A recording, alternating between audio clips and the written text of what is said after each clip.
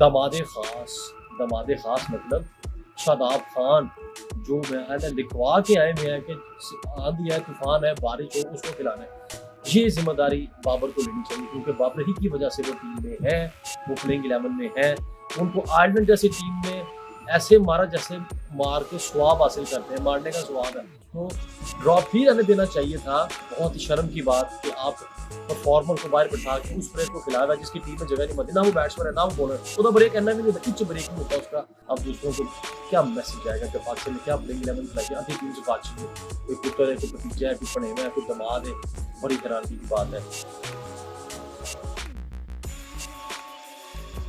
अस्सलाम वालेकुम, एक और व्लॉग में आपको खुशामदीद कहता हूँ। शॉर्ट वीडियोस पे ज़्यादा जोर रहा क्योंकि उसमें ज़्यादा कुछ कहा जाता है, कुछ थोड़ी देर में।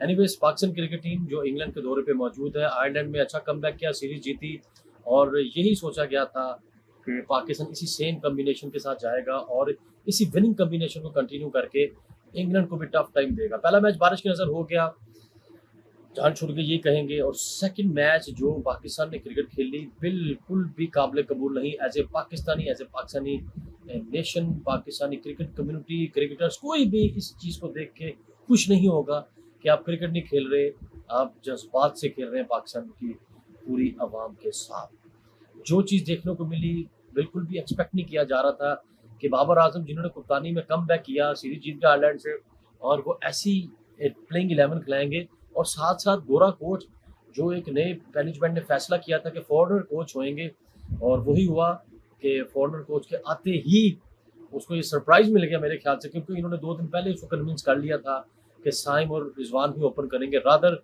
वर्ल्ड रिकॉर्ड करने वाली हाईली रेप्यूटेड जोड़ी बाबर रिजवान की वो नहीं करेगी, साइम रिजवान ही ओपन करेंगे। बाबर 3 नंबर पे आएंगे, जो तकरीबन अपने पाँव पे कुल्हाड़ी मार चुके हैं। बिल्कुल समझ से बाहर के साए मौजूद, वो उसकी बात नहीं समझ पा रहे। मोहम्मद यूसुफ जैसा लेजेंडरी बैट्समैन जो एक साल में 9-10 सेंचुरी करने वाला प्लेयर है, वो अगर उनको नहीं समझा पा रहा, वो उनकी अपनी बात उस तक नहीं पहुंचा पा रहा, तो इसका मतलब कि साइम में ही प्रॉब्लम है। उसका टैलेंट पे कोई डाउट नहीं है, लेकिन मेरे ख्याल से बहुत ही खुशकिस्मत इंसान है इस पूरे डेकेड का। इतने लंबे चांसेस मिल गए और 150 नहीं किया, फिर भी खेलते जा रहे हैं, टूर पे टूर। लेकिन बड़ा ही डिसअपॉइंटिंग मैं कहूँगा। साइम का कसूर नहीं है, उसको खिलाने वालों का कसूर है। उसको यहाँ पे ब्रेक चाहिए थी, उसको रेस्ट चाहिए था।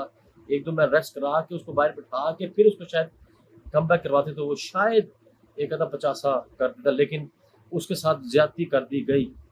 जो उसको खिलाने वाले हैं सबको पता उसको क्या, कौन किस तरह किसको खिलाने वाला क्या कर रहा है, और बाबर बिल्कुल भरपूर साथ दे रहा है इन सबका।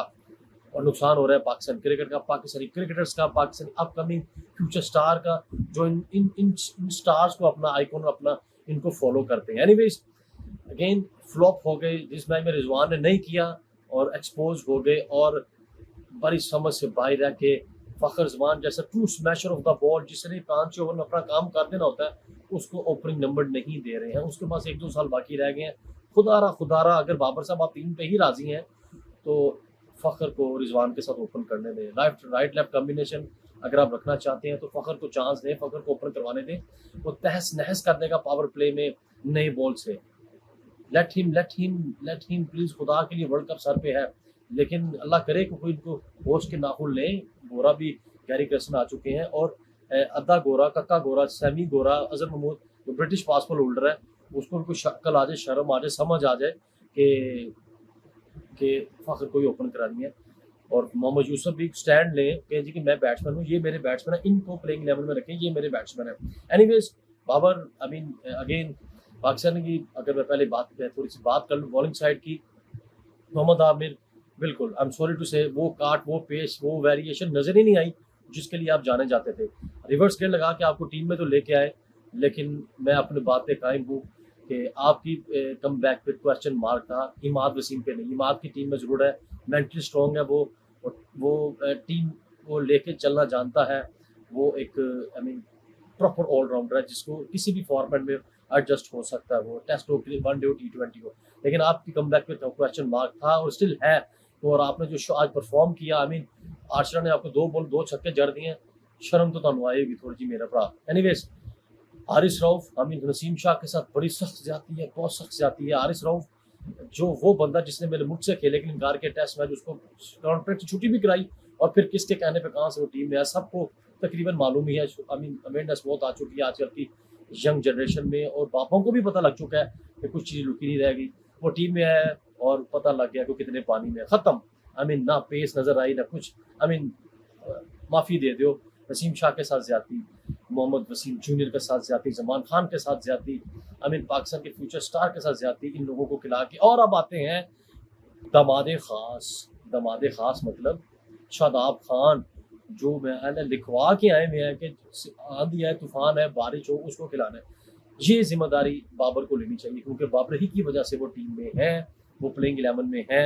उनको आयरलैंड जैसी टीम ने ऐसे मारा जैसे मार के स्वाब हासिल करते हैं, मारने का स्वाब है, और उसको ड्रॉप कर दिया क्या 2 मैचों में, और उसको ड्रॉप ही रहने देना चाहिए था। तो इंग्लैंड खिलाफ उसको खिला लिया और 4 ओवर में 50 पे रन दे दिए। और वो प्लेयर है जो दूसरे पासों खेल रहा है कि जी के रन नहीं हो रहे, हमारे फास्ट बॉलर ने अच्छा रोका हुआ था ऊपर से, लेकिन उन्होंने आके अपना रोल प्ले किया जिसके लिए वो है, फिर स्कोर करा भाई।